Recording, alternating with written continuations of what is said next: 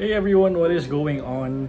This is a follow-up video to what I did last 2019 pa actually, when I had to repair this watch kay Mang Loy, and now it's dead. Dead siya. Matagal na siyang gumagana after ko siya pinagawa kay Mang Loy. Siguro mga early 2020 if I'm not mistaken. Now it's a year into the lockdown, and surprisingly, some of you guys were really following my previous vlog when I had it repaired kay Mang Loy. And now, I messaged him last night, and yeah, we talked, and I'm gonna deliver it to him sa bahay niya, I think, sa Pasig, sa Caniogan, Pasig. And let's see how it goes. Most likely, it's gonna be overhauled already. So, yeah, it's not even working anymore. Oo. Ganyan lang. I haven't used this watch in months already, maybe a year na actually.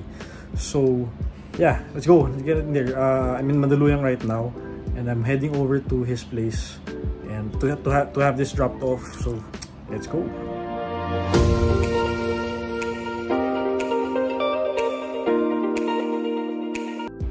Oh yeah, and to those who don't know, I got the details from, his house and his numbers, contact details, his address from Seiko Watch Club of the Philippines as well. Someone posted it, and yeah, that's how I got in contact with him. I'll put the details below in the description of his. I'm not sure if I can put his whole address there, but yeah, maybe I'll put the whole post here, which was posted by his son, I think. So that's how I got these details, and yeah. Who's very accommodating still, and we're gonna go there to have this checked out.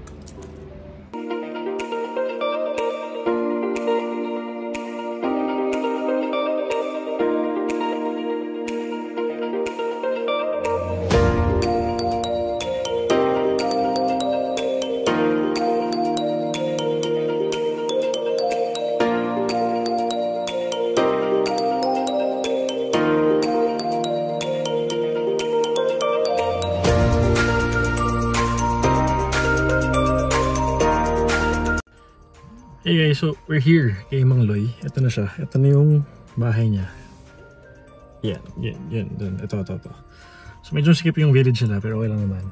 At least hindi ka mawawala kasi medyo nasa dulo siya ng village nila, yung bahay niya. So yun, iwan na natin yung watch natin dito. Alright, so naiwan na natin yung watch. Mukhang medyo busy sila kasi minadali lang natin yung yung pagkuha ng watch ko. So sabi ko na lang, overhaul. Since mukhang yun naman talaga yung kailangan. And may isa pang customer dun actually. So I think hindi pa siya tapos ipagawa, or kasi meron pa siyang ibang madaming watch na pinagawa niya. So ito yung resibo na binigay sa akin nung assistant ni Mang Loy actually. Wala si Mang Loy nung hindi na siya nakita. So ito yung binigay na resibo. Yan. So yan. $800 for the overhaul repair. Yan. So yun, siyempre huwag natin wawalain yung resibo. And sabi ko naman dun sa iniwanan ko si ate. Kung kaya ba next week, sabi niya kaya naman daw magawa. So we'll see. Most likely nga gawin ko is padala na lang sa rider nila. Kasi pwede naman yan. Medyo hassle pumunta sa Pasig kasi medyo traffic talaga dito. And yun. So no rush naman siya. No rush naman yung hindi naman minamadali yung paggawa nila. Pero mukhang, and since mukhang by the looks of it, medyo madami silang ginagawa. So yeah, stay tuned. I'll update this once I get the watch back.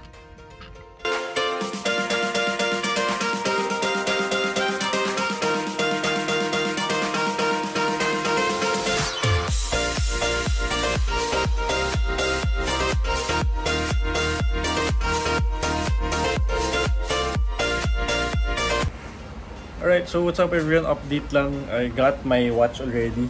Galing kay Mang Loy yesterday. Umuha ko na siya after hindi ko siya Thursday. Then actually okay na daw siya nung Monday. So bilis lang. Siguro mga 2-3 days lang ginawa. And yeah, okay na siya ngayon. Overhaul lang ginawa.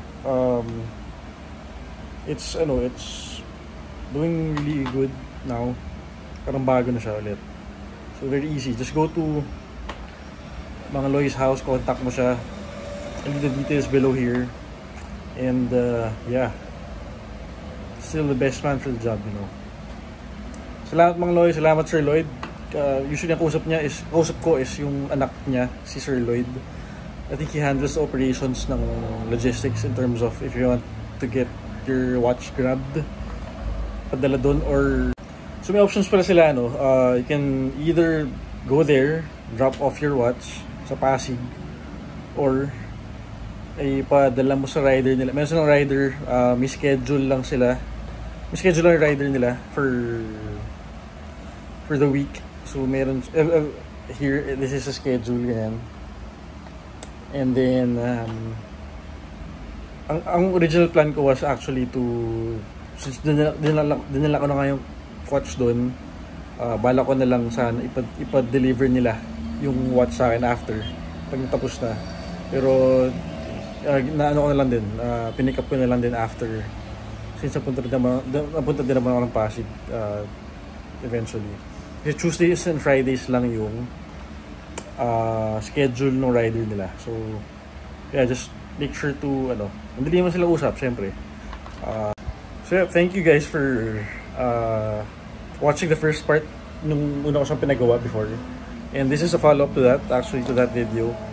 And I'm really surprised na may mga sumusubaybay in terms of what I did for that first repair for this watch.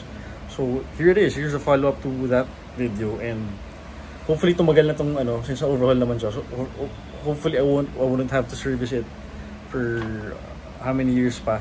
Since Seiko naman siya, and yeah, it's testament to how good sila Mang Loy are in terms of repair. So yun, thank you guys. If you like this video, please give it a thumbs up, and please comment down below for questions, for clarifications, or just a shout out, you know. Thank you guys, peace.